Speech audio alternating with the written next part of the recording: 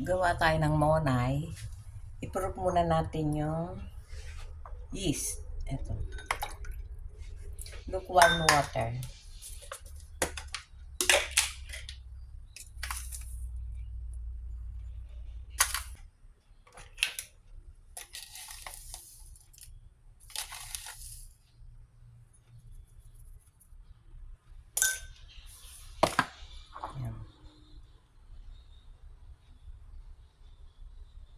Butter. Lusawin natin yung butter sa mainit na tubig.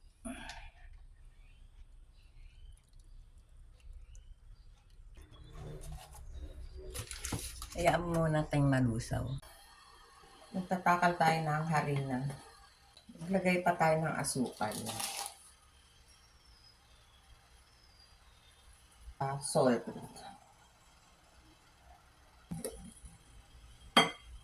Ito, sinama na natin yung itlog doon sa butter at saka powder milk. Ito na yung na-proof na yeast. Dito natin nahaluin sa bread maker. Lagay natin yung harina. Pwede rin sa kamay lang magmasa. Kaya lang madali dito. Lagay natin itong butter mixture.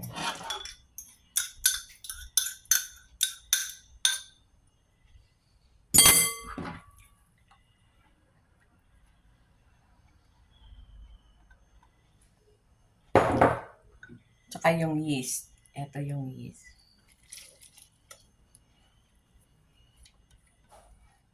Tinatakpan ko muna para hindi tumilansik yung harina. Natin paanda rin.